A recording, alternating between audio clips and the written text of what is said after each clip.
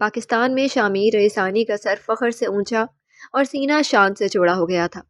مہابیر نے انہیں منع کیا تھا، لیکن وہ پھر بھی پہلے اولمپکس فینسنگ گولڈ میڈلسٹ بیٹے مہابیر رئیسانی کو لینے اسلام آباد جا رہے تھے۔ دیبا جلدی کریں، فلائٹ مس ہو جائے گی۔ اپنا شال کندھے پر ڈالے وہ پورٹ سے آواز دیتے ہوئے، جی بس آ گئی۔ دیبا بیگم پرس سنبھالے لاؤنج کے دروازے سے باہر آئی۔ پہلی سیڑھی پر ان کا سامنا بہادر خان سے ہوا۔ بہادر خان، جانتی ہوں تمہارا بھی بہت دل کر رہا ہے، گھر پر کسی کا رکنا بھی ضروری ہے۔ یہاں بھی تو مہابیر کا استقبال کرنے کوئی ہونا چاہیے نا؟ انہوں نے اداس سے کھڑے بہادر خان کو مخاطب کیا۔ جی بالکل اما بیگم، وہ ان کی خوشی کے لیے پھیکا مسکرایا۔ اما بیگم نے سر کو جنبش دیا اور شامیر صاحب کے جانب بڑھ گئی، جو بار بار گھڑی دیکھتے انہیں تند نگاہ سے دیکھ رہے تھے۔ ارے آ گئی ہوں نا، اور ویسے بھی ابھی ہم اسلام آباد جا رہے ہیں، ان کی فلائٹ کل رات پہنچے گی۔ اما بیگم نے شامیر صاحب کے بیٹا غصے پر خفگی کا اظہار کیا۔ مجھ سے اور نہیں رہا جا رہا، ایسا لگ رہا ہے برسوں بعد ملوں گا۔ آغا صاحب نے کار میں سوار ہوتے نیلے فلک کو دیکھا۔ صرف ایک ہفتے کے لیے گیا تھا وہ اپنی خفگی پر قائم رہی۔ آپ کیا جانے میرے دل کا حال بیگم، مہابیر سے دوری جیسے میرے دل سے دھڑکن جدا کر دی گئی ہو۔ ان کے لفظوں سے ان کی بے چینی صاف جھلک رہی تھی۔ اما بیگم نے اب کی بار پیار سے انہیں دیکھا تھا اور اپنا ہاتھ ان کے ہاتھ کی پشت پر رکھا۔ تھوڑا اور صبر کر لیں، دل کو دھڑکن جلد ہی مل جائے گی، انہوں نے پیار سے تسلی دی۔ شامیر صاحب نے رخ گھما کر انہیں دیکھا اور سر کو خم دے کر تسلیت وصول کی۔ ان دونوں کو ہی اپنے لخت جگر سے ملنے کی بے صبری تھی، اگر ان میں سے کسی کے گمان میں بھی نہ تھا کہ مہابیر کی جدائی تو ان کے تقدیر میں لکھی جا چکی ہے۔ پوری ٹیم ایئرپورٹ جانے کے لیے تیار تھی، سب ایک ایک کر کے اپنے اپنے کمروں سے نکل رہے تھے۔ مہابیر بلیک پینٹ اور براؤن جرسی میں تیار ہوا اور زمروش نے اپنے بلوچی ڈریس پر بلیک لانگ کوٹ پہنا۔ وہ زہران کو گود میں اٹھائے باہر آئی۔ اس کے پہنچتے مہابیر بھی چھوٹا کیری بیگ کندھے پر ڈالے نکل آیا۔ ٹیم ممبران دائیں سمت جا رہے تھے، لیکن ان کے برعکس وہ زمروش کا بازو پکڑ کر بائیں سمت بڑھ گیا۔ وہ قدرے جلدی میں تھا، اس لیے زمروش دوسری سمت آنے کی وجہ پوچھ نہ سکی۔ حسب توقع اسے بائیں کوریڈور کے لفٹ کے پاس رفیق صاحب ملے۔ زمروش سمجھ گئی پھر کوئی پلان ہے۔ مہابیر، میں سب سے چھپا کر آخری ہیلپ کر رہا ہوں، بس وقت پر پہنچ جانا۔ انہوں نے اس کے اور زمروش کے پاسپورٹ اور ویزا پکڑاتے ہوئے کہا۔ سر بھروسہ رکھیں، کوئی گڑبڑ نہیں ہوگی۔ اس نے جوشیلے انداز میں رفیق صاحب کو خود سے لگایا۔ زمروش زہران کے ساتھ ان دونوں سے دو قدم دور کھڑی یہ فعل دیکھ رہی تھی۔ رفیق صاحب مطمئن ہو کر ٹیم کی طرف جانے لگے۔ جاتے جاتے انہوں نے زہران کے بالوں پر ہاتھ ضرور پھیرا تھا۔ مہابیر، اب کہاں جانا ہے؟ زمر آگے آ کر مستفسر ہوئی۔ مہابیر لفٹ کا بٹن دبا کر منتظر تھا۔ ایک اسپیشل جگہ، اگر وہ نہ دیکھا تو سمجھو جاپان نہ دیکھا، اس نے جواب دیتے زہران کو اپنے بازوؤں میں لے لیا، جو کب سے بابا بابا کرتے اسے جرسی سے کھینچ رہا تھا۔ زہران باپ کے مضبوط حصار میں آ کر خوشی سے چہک اٹھا۔ زمروش نے انکار کرنا بیکار سمجھا، اس لیے خاموشی سے لفٹ میں در آئی۔ ساتھ اسے تجسس بھی تھا کہ مہابیر ایسی کون سی جگہ دکھانا چاہتا ہے۔ ہوٹل سے نکل کر وہ سامنے کھڑی کیب میں بیٹھے اور مہابیر نے اس جاپانی ڈرائیور کو اپنے موبائل میں گوگل سے سرچ کر کے اس جگہ کی تصویر دکھائی۔ وہ ڈرائیور جاپانی طرز میں سر کو خم کر کے او کرتا راضی ہوا اور گاڑی چلا دی۔ وہ جگہ شنجوکو گیون نیشنل گارڈن ان کے ہوٹل سے زیادہ دور نہیں تھا۔ 58 ایکڑ زمین پر پھیلا وہ چیری بلاسم کے 1100 درختوں پر مشتمل خوبصورت سا باغ تھا۔ اس وقت چونکہ صبح سویرے کا وقت تھا، اس لیے مہابیر اور زمروش کے علاوہ ایک ہی اور سیاہ کپل موجود تھا، لیکن وہ کافی آگے جا چکے تھے، اس لیے ان کو لگا فی الوقت باغ میں ان کے علاوہ کوئی نہ ہو۔ زمروش تو پہلا قدم اندر رکھتے ہی اس چیری بلاسم کی خوبصورتی اور تازی مہک میں کھو سی گئی تھی۔ ایک خواب کسی کیفیت میں قدم قدم آگے چلنے لگی۔ بہار کے موسم میں وہ سارے درخت بھرپور کھلے ہوئے تھے، نظر کی دید تک نظر آنے والی گلابی درخت اور بیچ میں لمبی راہداری، درختوں کو پانی دینے وقفے وقفے سے چھوٹے فوارے اور سیاحوں کے بیٹھنے کے لیے بینچ، گھنے درختوں کی اوٹ سے جھانکتے سورج اور بادل، دھیمی سے لہراتی ہوا اور چڑیاؤں کا چہچہانے، ایک پل کو وہ جنت کا منظر لگا۔ کتنی خوبصورت ہے یہ جگہ، زمروش محظوظ ہوتے تعریف کیے بغیر نہ رہ سکی۔ سو تو ہے۔ مہابیر پینٹ کی جیبوں میں ہاتھ ڈالے اس کے عین پیچھے آیا۔ زہران تو باغ میں آتے ہی گود سے اتر کر کھیل کود میں لگ چکا تھا۔ مہابیر، کیا یہ وقت یہیں رک نہیں سکتا؟ وہ ایک قدم اور آگے گئی۔ اب وہ باغ کے بیچ پہنچ گئی تھی۔ اس کے چاروں طرف چیری بلاسم کے خوبصورت درخت تھے، हल्की हवा के चलते एक आध फूल उस पर गिरकर मजीद मसरूर कर रहे थे। वक्त का पता नहीं, लेकिन मैं तुम्हारे साथ रुका हुआ हूँ ज़ुमर। महाबीर इजहार इत्मीनान करते पीछे से उसके कंधे पर पेशानी रख गया। यह तराम और अपनायत का अंदाज जमरूश में सरायत दौड़ा गया था। वह अपनी जगह जामिद हो गई, धड़कन बढ़ गई और आंखें झुक गई। दोनों के माबैन मुकम्मल खामोशी हमायल हो गई थी, हत्ता कि हवा और परिंदों की चहचहाहट भी रुक गई, मानो सच में वक्त थम गया हो। जमरूश ने मुस्कुराते हुए आंखें मूंद लीं और उस लम्हे को दिल में उतारा। महाबीर ने उसी अंदाज में धीरे से सर उठाया, एक लंबा कदम लिया और घूमकर उसके सामने आया। दोनों की नजरें मिली। पहले से ज्यादा मोहब्बत और एतमाद के साथ महाबीर ने हथेली आगे की, जिसमें एक चेरी ब्लॉसम का फूल था। जुमर ने वो फूल लिया और कान के पास बालों में लगा लिया। उसके लंबे बाल दुपट्टे के जेर से हल्का सा लहरा गए। वो अमल महाबीर के दिल को धड़का गया। जुमर, मेरा दिल चाहता है कि जब मैं उदास हूँ तुम मेरे पास रहो, जब मैं खुश हूँ तब भी तुम मेरे पास रहो, और जब मेरा ऑटिज्म मुझ पर हावी होने लगे तो तुम्हारे बाजू मेरे गिर्द हायल हो जाएं और मैं अपनी हर तकलीफ तुम्हारे बाहों में छुपकर आंसुओं के जरिए ख़त्म कर दूँ और तुम्हारे हिसार में सुकून की नींद सो जाऊँ। मेरा हुनर, मेरी कामयाबी, मेरी मोहब्बत, मेरा वक्त, मेरा सब कुछ, और मैं खुद सिर्फ तुम्हारे नाम हूँ। उसके रोशन चेहरे को देखता ख्यालात का इजहार करने लगा। उसे ये बातें कहाँ से आईं वो खुद भी नहीं जानता था, लेकिन जुमर को मोहब्बत पाश नज़रों से देखते उसका दिल अपने आप इस कदर महव हो जाता। जुमर उसके एहसासात से सरशार होते उसके सीने से जा लगी। महाबीर ने उसके गेट बाजू हमायल करके खुद में भींच लिया। उन दोनों की मोहब्बत को कुदरत ने चेरी ब्लॉसम के एक फूल पर नक्श कर दिया। वक्त का बहाव अपने रफ्तार से चलता गया। जहरान की दूर से आती आवाज़ पर वो दोनों एक दूसरे से अलग हुए। वक्त की कमी महसूस करते दोनों एक दूसरे की बाहों से दूर हुए, लेकिन दिल में जज्बात अभी ठाठे मार रहे थे। जहरान नन्हे कदमों से गीले घास और मिट्टी से लबरेज उनकी सिमत आ रहा था। वो अपनी इस नई शरारत पर बहुत खुश था और अपनी हालत मम्मा को दिखाने बेताब था। हाँ जहरान, ये क्या हाल कर लिया? जुमर दो जनों होकर उसके कपड़े झाड़ने लगी। अगली दफा आगा साहब और अम्मा बेगम को भी साथ लाएंगे, महाबीर ने कहा, भरते हुए पूरे बाग को देखा। हाँ जरूर, और तब तक इसकी शरारतें भी कम हो गई होंगी। जुमर बेटे का मुंह साफ करते हुए उसे गोद में उठाकर खड़ी हुई। क्या पता तब तक उसके साथ शरारतें करने वाला एक और आ जाए। महाबीर ने उसके चेहरे के पास झुककर शरीर नजरों से देखा।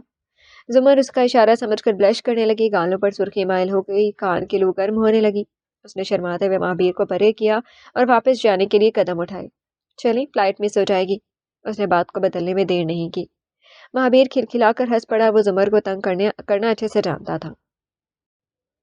इस्लामाबाद इंटरनेशनल एयरपोर्ट पर मदाहों और मीडिया कारकुनान का बहुत रश था। आगा साहब और अम्मा बेगम को पाकिस्तान स्पोर्ट्स बोर्ड के जरिए तमाम सिक्योरिटी में रखा गया था। पाकिस्तान स्पोर्ट्स बोर्ड और ओलंपिक्स कमेटी की जानिब से एयरपोर्ट सिक्योरिटी पर सख्त जोर था और खिलाड़ियों की आमद के वक्त फोर्सेस बढ़ाने की सख्त हिदायत थी, खासकर महाबीर की एंट्री पर, क्योंकि शफीक साहब टोक्यो में रश और गहमा गहमी की वजह से उसकी तबीयत नासाजी देख चुके थे। इसलिए कॉल पर उनके और पीएसबी के दरमियान तय हुआ कि महाबीर सिक्योरिटी के जेर निगरानी डायरेक्ट बोर्ड ऑफिस जाएगा। मीडिया और मदाहों से गुफ्तगू वो वहीं से लाइव आकर करेगा। एयरपोर्ट पर रुकने या किसी से मिलने की इजाज़त नहीं होगी। पीएसपी डायरेक्टर ने तो शामिर साहब और दीपा बेगम को भी ऑफिस में रुकने का मशवरा दिया था, लेकिन उनको बेटे से मिलने का मजीद इंतजार नहीं हुआ और एयरपोर्ट तक साथ आ गए। अलबत्ता सिक्योरिटी वैगन में रुकने पर इक्तफा कर गए थे। आखिर रात के 11:30 बजे वो घड़ियान पहुंची। ओलंपिक्स टीम को निकलते देखकर हुजूम का शोर बुलंद हुआ। उसी के साथ मीडिया और मदाहों का आगे जाकर सेल्फी लेने की धक्कम-पील भी। आगा साहब और अम्मा बेगम वैगन की खिड़की से बाहर झांकते महाबीर और जमरोश को ढूंढने लगी। एक एक करके 15 खिलाड़ी, उनकी फैमिली और मुतल्लिका स्पोर्ट्स कोच बाहर निकलकर अपने अपने गाड़ियों में सवार होते गए। माहौल का शोर जहमगोई में बदलने लगा। सबकी नजरें गोल्ड मेडल जीतने वाले की तलाश रही थी। फोर्सेस पूरे जज्बे से अपने काम में मशगूल थे। बाकियों को बखैरियत अपनी जगह तक पहुंचाते 12:30 हो गए। अपनी बकिया कारकर्दगी से मुतमईन होकर सहवर्दी वाले नौजवानों ने रश को पीछे किया और हाथों में हाथ लेकर एयरपोर्ट एग्जिट से लेकर उनकी वैगन तक मुअद्दब तरीके से खड़े हो गए। वैगन के आगे एक एहलकार दरवाज़ा खोलकर असलहा तैयार करते पोजीशन पर आ गया। अंदर बैठे महाबीर के वालिदैन कैमरे की नज़र बंद हुए। वहां मौजूद लोग एक नज़र घुमाकर वैगन को देखते और दूसरी नज़र घुमाकर एयरपोर्ट गेट को। दूसरी और तीसरी नज़र पर पहले शफीक साहब और रजा सर बाहर आए। उनको आते देखकर महाबीर के नाम के नारे बुलंद हुए। तालियों और बाजों का शोर गूंज उठा। शफीक साहब के पीछे ही महाबीर एक कंधे पर जहरान को सलाए और दूसरे हाथ से जमरूश का हाथ मजबूती से थामे तेज तेज चलता बाहर आया। कैमरों के फ्लैश और बाजों के शोर से वो एक पल को घबराया जरूर, लेकिन शौहर और बाप होने की जिम्मेदारी ने उसके ऑटिज्म पर गुलबा पा लिया था। देखते ही देखते किसी भी जानिब देखे बगैर वो एहलकारों के बंद में चलता अपनी वैगन में जा बैठा। महाबीर और जमरोश के अंदर दाखिल होते ही मसल्ह काट ने दरवाज़ा बंद किया और गाड़ी जन करके चल पड़ी। मेरा बच्चा आ गया। आगा साहब महाबीर को खुद से लगा कर रो पड़े। महाबीर का गला रुंध गया। उसने आगा साहब को बखलगीर किया। जमरोश और अम्मा बेगम की भी यही कैफियत थी। वो चारों दुनिया के मामूलात भूल कर एक दूसरे से मिलने में मगन हो गए थे। महाबीर के लौटने की खबर पूरे बलूचिस्तान समेत खुशदार तक भी पहुंच गई थी। आखिर था तो वो वहीं का। खुशदार के सभी मकीन टीवी स्क्रीन के आगे बैठे अपनी मुट्ठी के पहले मर्द को गले में ओलंपिक्स गोल्ड मेडल लटकाए एयरपोर्ट से निकलने के मनाजिर देखकर खुशी से चीख पड़े। यही समा बहादुर खान के घर का भी था, जहां उसकी बेगम और बेटा टीवी पर न्यूज़ देख रहे थे। अम्मा जल्दी आओ, देखो महाबीर बाबा आ गए, सोने का मेडल जीत कर आ गए। बहादुर काका के बेटे ने अपनी माँ को आवाज़ लगाई। वो दुपट्टे के पल्लू से हाथ पहुँचती तेजी से बरामदे में दर आई। साहिर की आवाज़ पर कोने में गुमसुम बैठी दो और खस्ता आंखें भी टीवी के सिमत मतवजह हो गई थी। मिर्जा यूशा रईसानी की आंखें, वो आंखें जिनमें कभी गुरूर था, पैसे और दौलत का पर्दा था। गर्दन अकड़ाई हुई थी, जवाल का खौफ तो दूर, गुमा भी ना था। उसने बेजान का रुख मोड़कर टीवी स्क्रीन को देखा था। वहां अब आखिरी मंजर, जहां महाबीर और जमरोश कार में दाखिल होते आका साहब और अम्मा बेगम से मिलते नजर आ रहे थे, चल रहा था। मनजा ने एक हसरत से उस मंजर को देखा। उसने महाबीर को पागल साबित करने में कोई कसर न छोड़ी थी। वो जमरूश को गुर्बत और लाचारी का आईना दिखाने में कभी पीछे न हटी। सास ससुर को बेहुरमती से हवेली से निकाल देना उसे अपना एहसास लगा था, मगर आज वो कहाँ थी और महाबीर कहाँ। दूसरों को खाई में डालने वाला खुद भी उसे कीचड़ में गिरता है, ये मिसाल उसे अब समझ आ गई थी। महाबीर और जमरूश इज्जत और मोहब्बत बटोरने में लगे थे और वो अपने शौहर और सोतन के हाथों जिल्लत और रसवाई खाकर महाबीर की केयरटेकर बहादुर खान के घर के कोने में सिर्फ सर ढकने और पेट में निवाला डालने बैठी थी। शौहर ने ठुकरा दिया तो गांव के सरपंच बाप ने भी अपनाने देने से इनकार कर दिया। ऐसे में एक बहादुर खान की बीवी ही मिली जिसने अपने घर में पनाह दी। पिछले 2 हफ्तों से मनज़्ज़ा उसके घर में है, इस बात का बहादुर खान को भेलम था और उसका यही इरादा था कि उन सबके लौटने के बाद वो ये खबर आगा साहब को देगा। मगर ये खबर महाबीर और जमरोश की ज़िंदगी में क्या नया तूफान लाने वाला था, ये तो वक्त ही बताएगा। बोर्ड ऑफिस तक का रास्ता बेहद खुशगवार गुजरा था। आगा साहब और महाबीर ने ढेर सारी बातें की। ऑफिस के बाहर भी मीडिया और मदाहों का रश जरूर था, लेकिन सिक्योरिटी फोर्सेस ने कार के अंदर पार्क होने के लिए रास्ता क्लियर कर रखा था।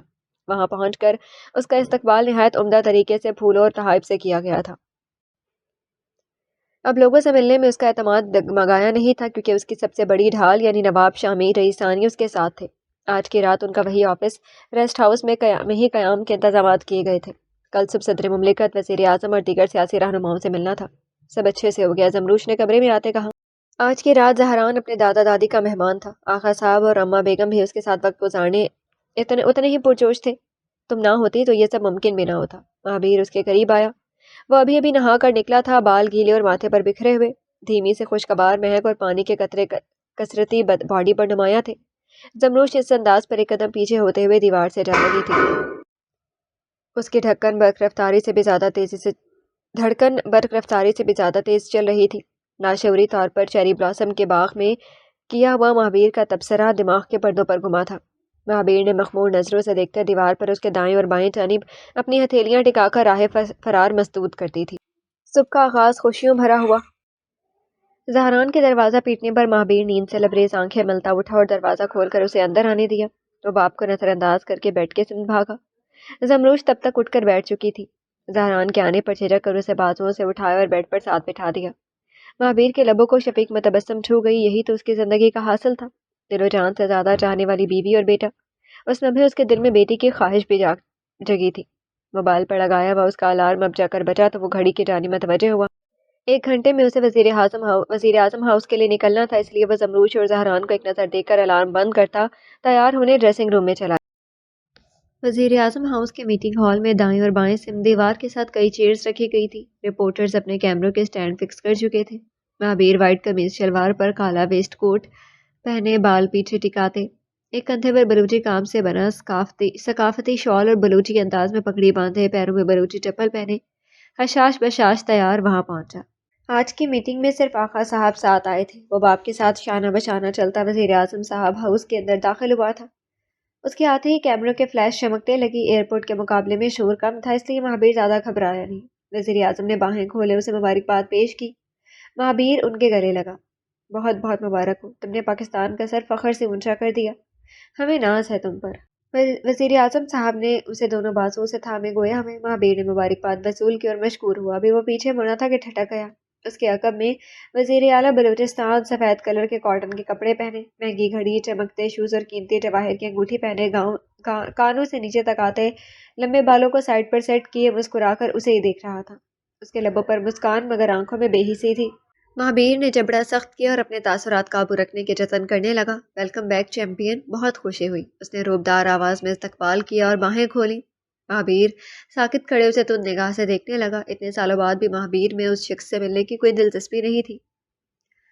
माहौल की नज़ाकत को देखते हुए आगा साहब ने उसके कंधे पर हाथ रखा। उनके लम्स पर महाबीर ने लंबा सांस खारिज किया और वजीर आजम साहब के खातिर को नजर में रखते हुए बेदिली से उसके गले लगा। बड़े भाई, कैसा लगा मिलकर? योशा रईसानी ने उसके कान में सरगोशी की थी।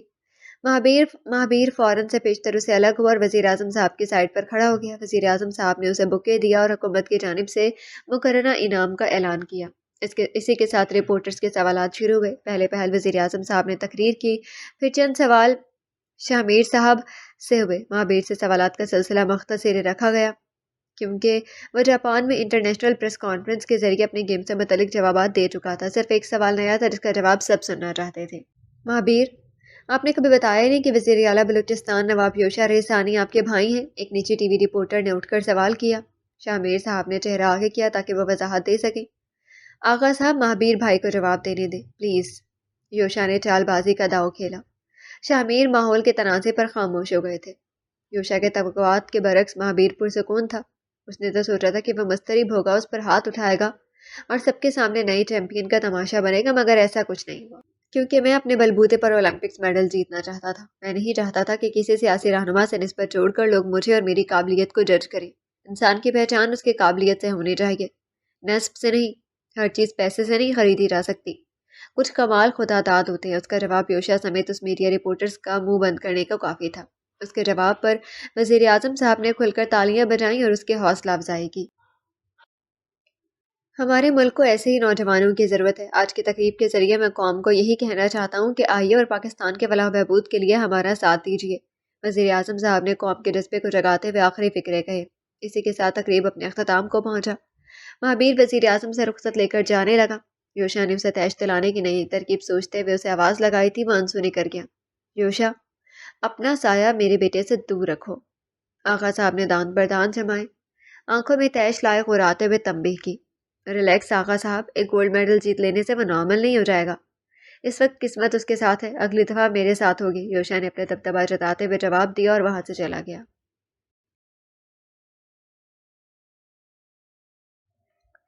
महाबीर बहुत गुस्से में वापस आया। तैश से उसका रंग सुर्ख और गर्दन की रगें तनी हुई थी।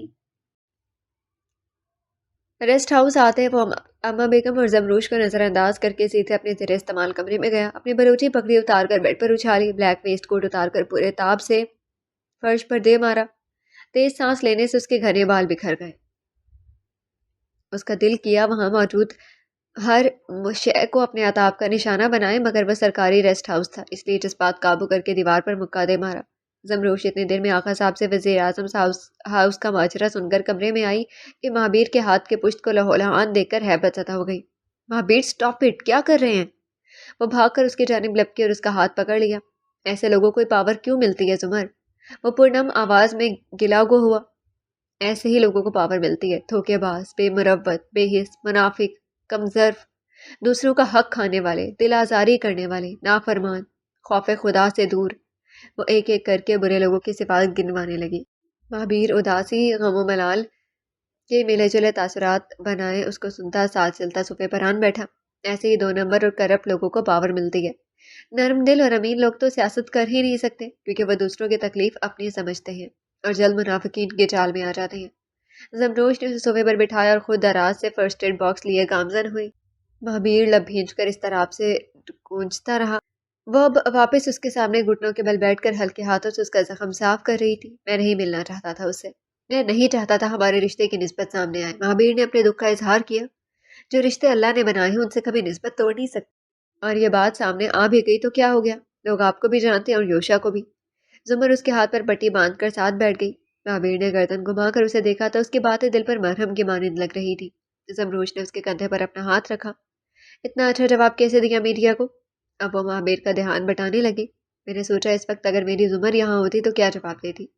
پھر اپنے آپ ذہن میں ایسے کلمات گئے۔ مہابیر نے معصومیت سے اشارے اٹھائے۔ ویری گڈ، میں بھی ہوتی تو یہی جواب دیتی۔ میری غیر موجودگی میں بھی میرا دماغ پڑھنے لگے آپ، وہ ستائشی انداز میں کہتے ہیں فرسٹ ایڈ باکس لیے اٹھنے لگے، مگر مہابیر نے اسے بازو سے تھام کر روک لیا۔ مجھ سے زیادہ تم ہو، دل کی دھڑکن سے بڑھ کر سانسوں کی روانی سے بھی زیادہ قریب۔ اس نے زمروش کا تھاما ہوا ہاتھ اپنے سینے پر دل کے مقام پر رکھا۔ اس کا دل بہت زور سے دھڑک رہا تھا۔ زمروش بے اختیار اس کی ادا پر متبسم ہوئی۔ مہابیر کے اس استحقاق نے اسے سرشار کیا تھا۔ مجھے کبھی چھوڑ کر تو نہیں جاؤ گی؟ مہابیر کو اپنی آواز کھائی میں سے آتی محسوس ہوئی۔ اس کے لیے زمروش سے جدائی کا تصور بھی ناگزیر تھا۔ زمروش تجسس کا شکار ہونے لگی۔ کہتے ہیں معصوم لوگ کسی ناگہانی صورت کو رونما ہونے سے پہلے ہی محسوس کر لیتے ہیں۔ مہابیر کے ساتھ بھی کچھ ایسا ہی ہو رہا تھا۔ نہ جانے کہ اس کا دل بے چین ہوا تھا۔ اس کے دل نے زمروش کو خود میں بسا کر دنیا والوں سے چھپانے کی خواہش کی تھی۔ مہابیر، میں کہیں نہیں جا رہی، ہمیشہ آپ کے پاس ہوں، آپ کی دھڑکن سے بھی زیادہ قریب۔ میں آپ کو چھوڑ کر کبھی نہیں جاؤں گی۔ زمر نے واپس صوفے پر بیٹھتے ہوئے اسے خود سے لگایا۔ مہابیر نے فوراً سے پیشتر اس کے گرد بازو حمال کر کے خود میں بھینچ لیا۔ زمروش کو لگا کہ وہ یوشا سنبھلنے کی پریشانی میں گھبرا گیا ہے۔ گھڑی کی سوئی گھومتی رہی، لیکن اس کے نارمل ہونے تک زمروش نے اسے خود سے الگ نہ کیا۔ کوئٹہ ایئرپورٹ چھوٹا تھا، اسے خوشامدید کہنے چند ہی لوگ آئے۔ Balochistan federal board of games committee کے سربراہوں کے علاوہ کچھ نوجوان مداح اور بہادر خان۔ بہادر کاکا مہابیر کو دیکھ کر بے حد خوش تھے۔ انہوں نے روتے ہوئے اسے خود سے لگایا۔ شامیر صاحب اور ٹیپا بیگم کے بعد وہی تو تھے جو مہابیر کے ہر جتن، ہر خواہش اور ہر تکلیف سے واقف تھے۔ 25 سال عرصہ کم تھوڑی تھا ایک دماغی کمزور بچے کو بڑا کامیاب ایتھلیٹ بنتے ہوئے دیکھنے کے لیے۔ گیمز کمیٹی کے سربراہوں سے مل کر وہ ایئرپورٹ سے ہی گھر کے لیے روانہ ہو گیا۔ اب اسے پرسکون نیند اور آرام کی اشد ضرورت تھی۔ وہ سفر پر سفر کر کے تھک چکا تھا۔ گھر کی رونق لوٹ آئی تھی۔ مہابیر تو آتے ہی سونے چلا گیا، جبکہ باقی سب لاؤنج میں بیٹھ گئے تھے۔ زمروش نے گھر آتے ہی اپنی ذمہ داریاں سنبھال لی، ساتھ ساتھ وہ مہابیر کے لیے گرینڈ پارٹی دینے کا بھی پلان کرنے لگی۔ اس نے جاپان میں اس کے لیے پہلے ڈنر اور پھر چیری بلاسم کے باغ کا سیر پلان کیا تھا۔ اب زمروش کی باری تھی اسے سرپرائز دینے کی۔ کچن میں کھڑی رات کا کھانا بناتے وہ یہی سوچ رہی تھی کہ ایسا کون سا سرپرائز ہو سکتا ہے جس سے مہابیر خوش ہوگا، اور پھر اسے آئیڈیا آ گیا۔ اگلی صبح بور مہابیر خوشدار کے لیے تیار ہوئے۔ یہ بات اس کے علاوہ اما بیگم اور آغا صاحب جانتے تھے، جبکہ مہابیر سے راز رکھی گئی کیونکہ یہ اس کے لیے زمروش کی طرف سے سرپرائز تھا۔ بڑے دنوں بعد وہ بلیک اور ریڈ کلر سے منتشر بلوچی ڈریس میں ملبوس بالوں کی چھوٹی بنائی چل لٹیں، چہرے پر لہراتی آنکھوں میں کاجل، ہونٹوں پر گلابی لپسٹک لگائے نک سے تیار ہوئی۔ مہابیر نے بھی بلیک کلر کی قمیض شلوار میں زیب تن کیا ہوا تھا۔ مہابیر مرر کے سامنے کھڑا لمبے بالوں کو انگلیوں سے پیچھے کر رہا تھا۔ جب آئینے میں اس کا عکس دکھائی دیا، وہ ایک پل کو وہیں ٹھہر سا گیا تھا۔ انگلیاں غیر محسوس انداز میں بالوں سے سرکی تھی، نظریں زمروش پر ٹکی رہی۔ وہ اس کی نظروں کی حدت محسوس کرتے شرماتے ہوئے مسکرائی اور ٹیبل پر پڑا اپنا ہینڈ بیگ اٹھا کر کندھے پر ڈالا۔ آج قتل کرنے کا ارادہ ہے کیا؟ وہ دونوں ساتھ ساتھ مگر مخالف سمت رخ کر کے کھڑے تھے۔ مہابیر ہلکا سا پیچھے کو جھکا۔ بتایا تو تھا باہر جا رہے ہیں۔ اس نے نظریں نیچے رکھی، مگر اتنی تیاری کے ساتھ، میرا تو اب کہیں جانے کا دل ہی نہیں کر رہا۔ وہ گھوم کر اس کے سامنے آیا اور اس کی نظروں میں دیکھتے سر جھکایا۔ سر جھکانے سے اس کے بال واپس آگے کو آنے لگی۔ تو کیا کر رہا ہے دل؟ وہ مسرور نظروں سے اسے دیکھتے ہاتھ اٹھا کر اس کے بالوں میں انگلیاں چلانے لگی۔ دل کر رہا ہے تمہیں یوں ہی دیکھتا رہوں اور دن گزر جائے۔ وہ ہاتھ پیچھے باندھ کر ایک قدم آگے بڑھا۔ اب وہ اس کے چہرے کے عین سامنے تھا۔ اس کی سانسیں زمروش اپنے چہرے کو چھوتے محسوس ہوئی۔ پر جانا بھی ضروری ہے۔ زمروش نے اس کا ارادہ بدلنے سے پہلے اسے کندھوں سے تھام کر سیدھا کیا۔ مہابیر کا منہ بن گیا۔ بچوں کی طرح گال پھیلا کر زمروش کو دیکھا، لیکن اس پر کوئی اثر نہ ہوا۔ وہ ہنستے ہوئے اسے گھما کر دھکا دیتے چل پڑی۔ مہابیر نے اس کی ہنسی کو سماعتوں کے ذریعے دل و دماغ میں قید کر لیا، جسے آگے جا کر وہ بہت یاد کرنے والا تھا۔